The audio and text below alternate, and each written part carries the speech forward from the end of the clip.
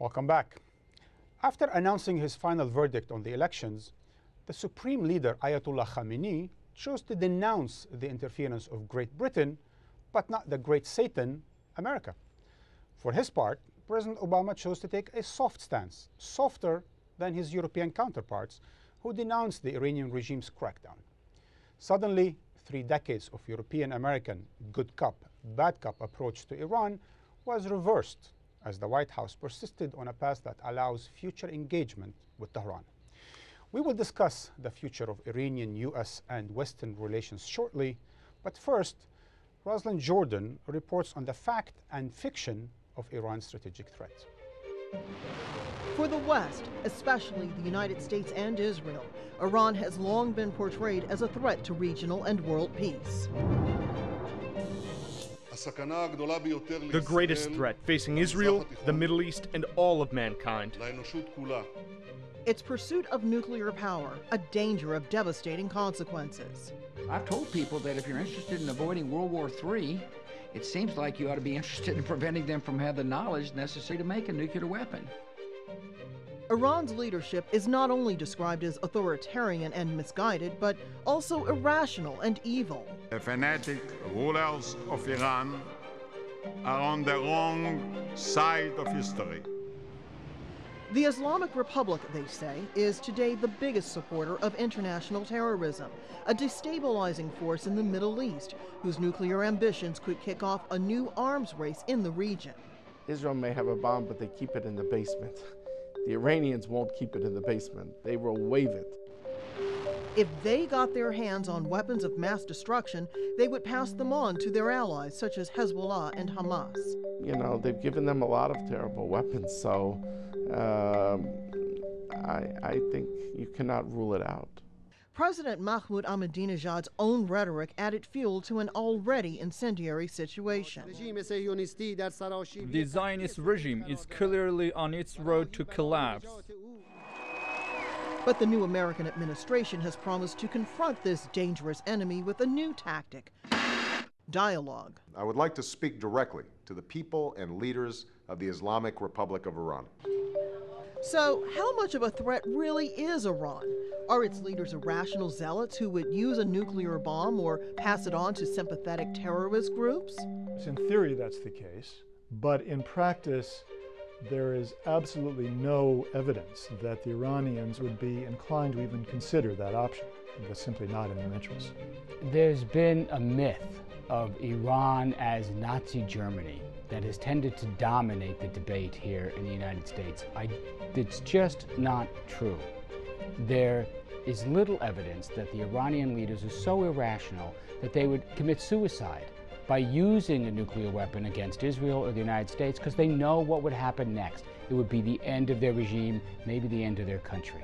If they're irrational, how come they are now in the most powerful position that they ever have been in the last 30 years? It does not look like the track record of an irrational, suicidal leadership. If you're an Israeli and the president of Iran gets up and says he wants to wipe you off the face of the earth, and Iran is then sponsoring and supporting terrorism around the region, it's hardly surprising that you regard Iran as a threat. No one can really tell how far Iran might be in the design of the warhead. According to the latest U.S. National Intelligence estimate, Iran halted its nuclear weapons program in 2003, and the program remains frozen. We have no evidence that Iran is now working on nuclear weapons design. We don't know what the intentions of the Iranian regime are. My best guess is they haven't decided. That they have decided to acquire the technologies that could put them in a position to make a weapon sometime in the future if they should decide to do so. But I don't believe that they're on a crash program to build a bomb. If you look at the history of Iran, they have not been the ones who have attacked militarily. They themselves have been the victims of military aggression over the centuries. It took the Iranians 8 years and 1 million casualties to end the humiliating war with Iraq, the same country the U.S. defeated twice in a matter of weeks. Iran's total military spending is just over $7 billion a year, against more than $12 billion for Israel.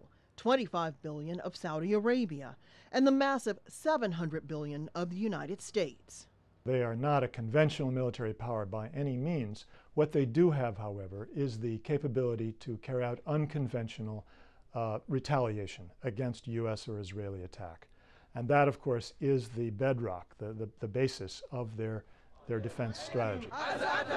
Although described as hardlined and isolated, Tehran has tried many times in the past to unclench their fist and reach out to Washington. But the answer, at least under the Bush administration, has always been a closed door.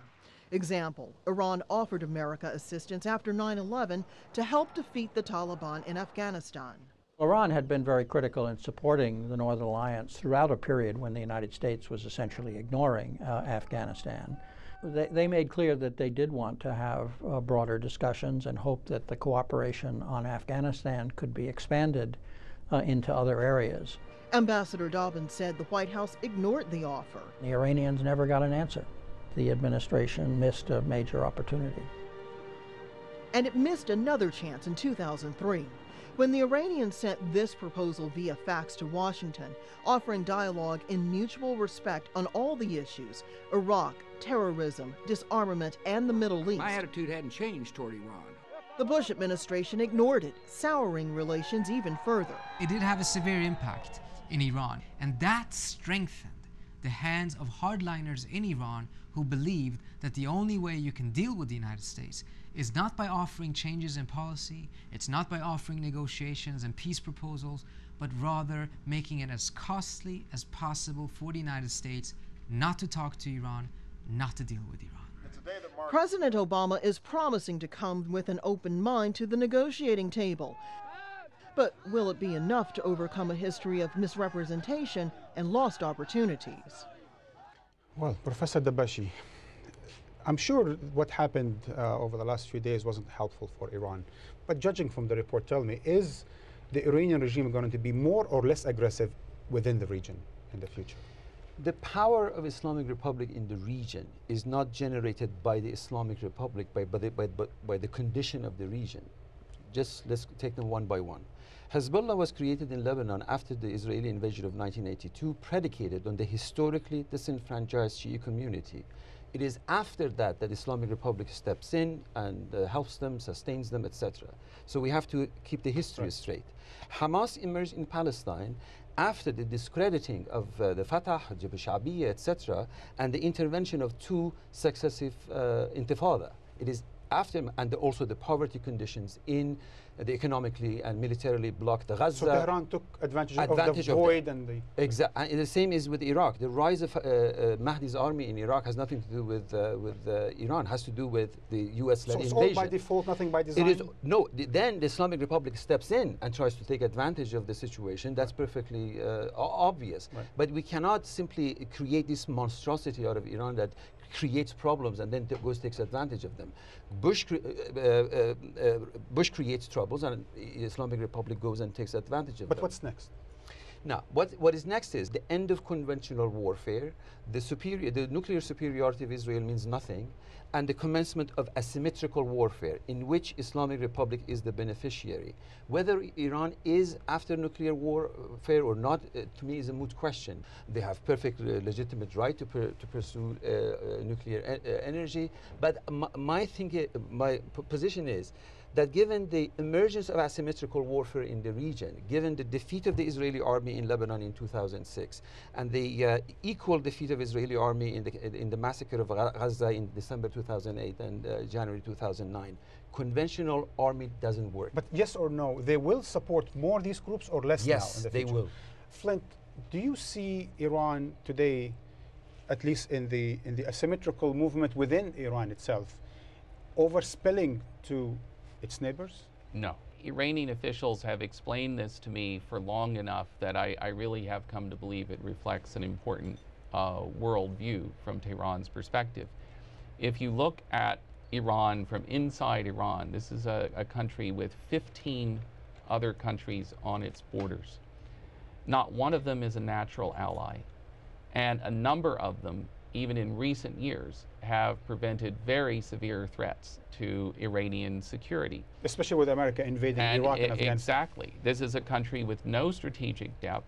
It has no conventional military power to speak of in terms of being able to project that power outside its borders.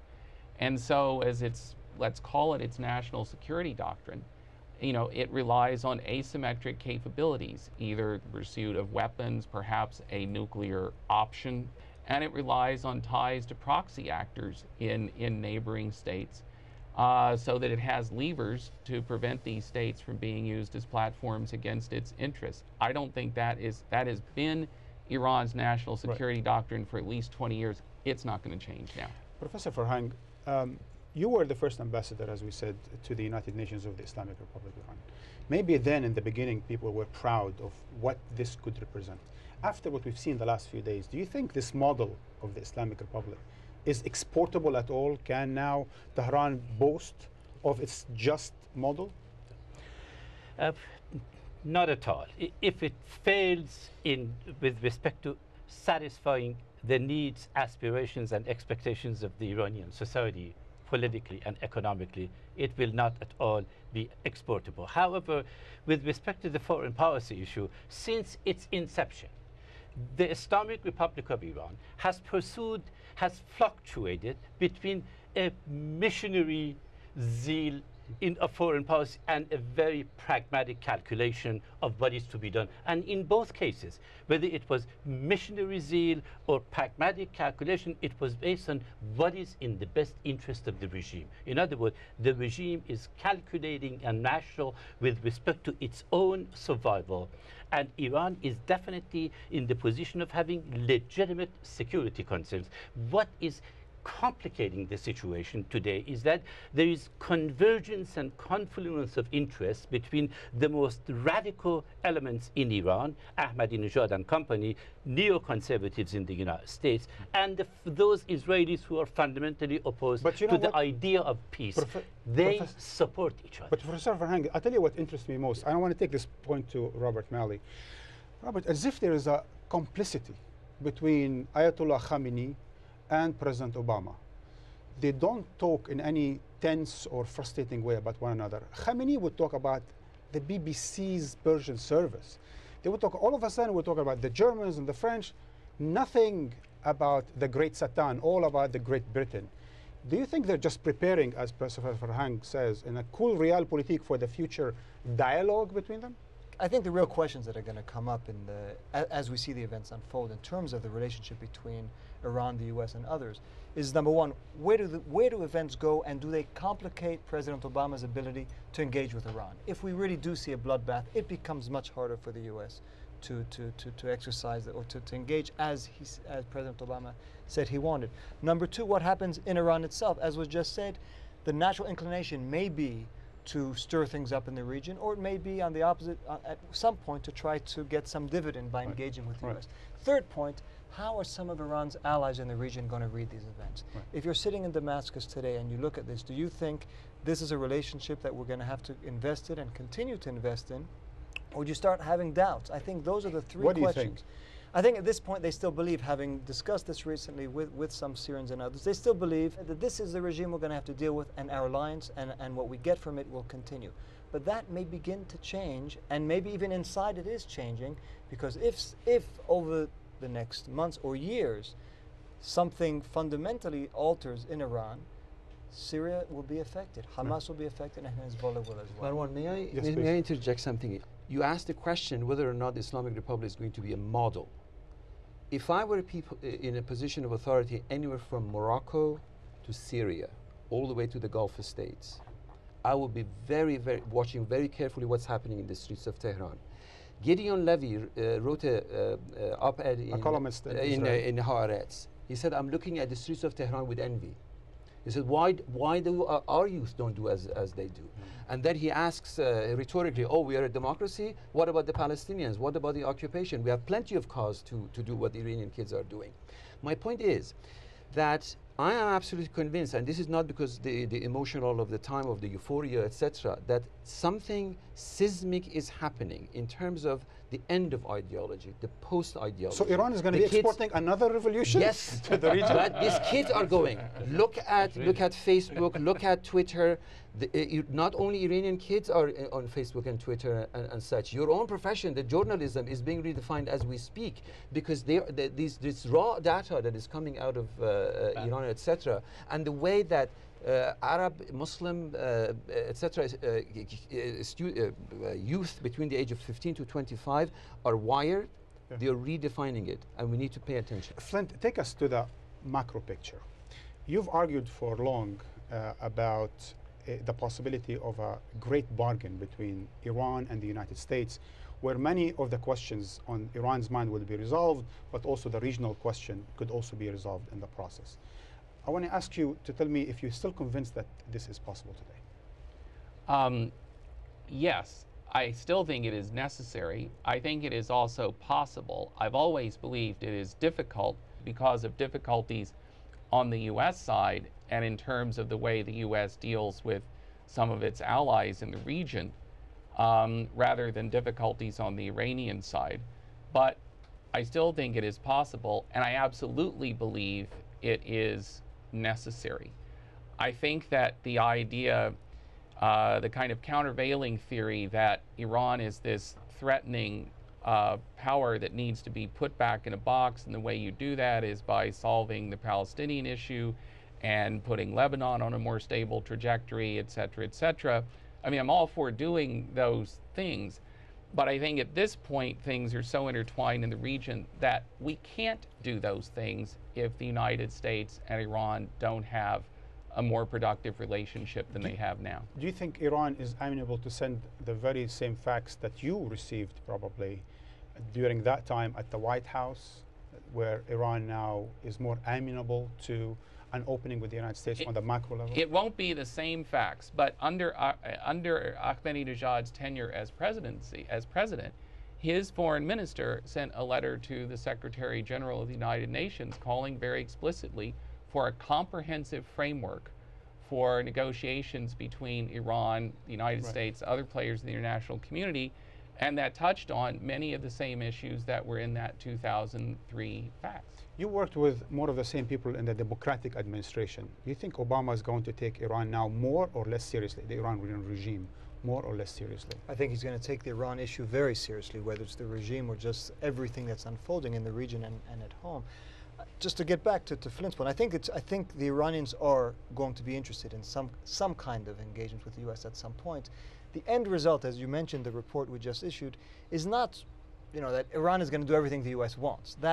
People have to forget that.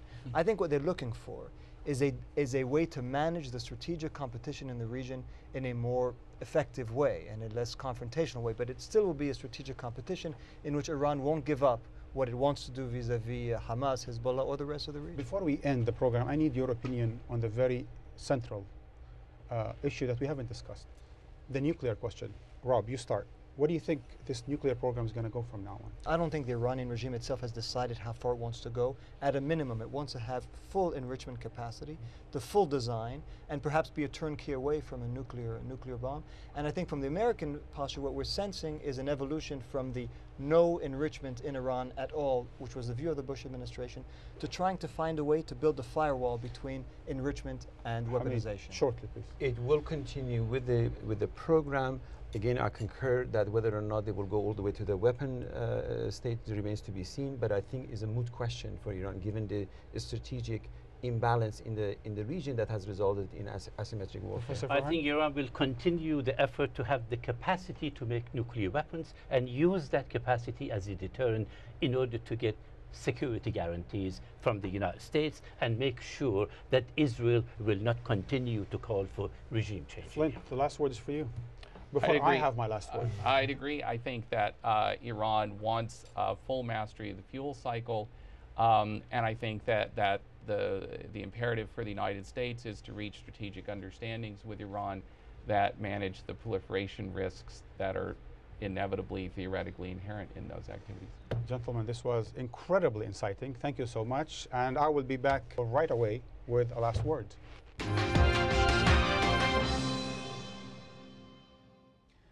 Those who denounced President Obama's carefully considered approach towards Iran have either short or selective memories.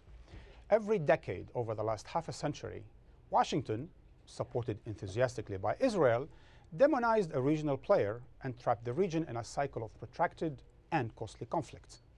Nasser of Egypt in the 1960s, Arafat in the 70s, Khomeini in the 80s, Saddam in the 90s, and bin Laden over the last decade. And it seems the Taliban over the next decade. By contrast, Obama's restraint from demonizing the Iranian leadership will eventually embolden, not weaken, an authentic Iranian opposition and pave the way towards serious diplomatic engagement with the country's future leaders, whoever they might be. Obama's detractors base their argument by pointing to traditional U.S. support for democratic processes like in the Philippines and the Soviet Union.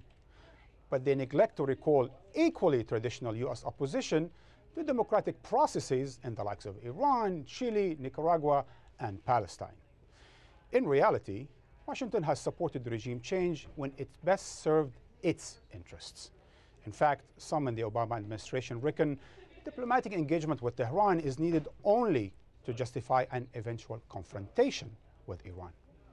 Well, after decades of benefiting from demonizing one another, it is high time that the U.S. and Iranian leaders realize that their countries' interests are best served through reconciliation, not confrontation.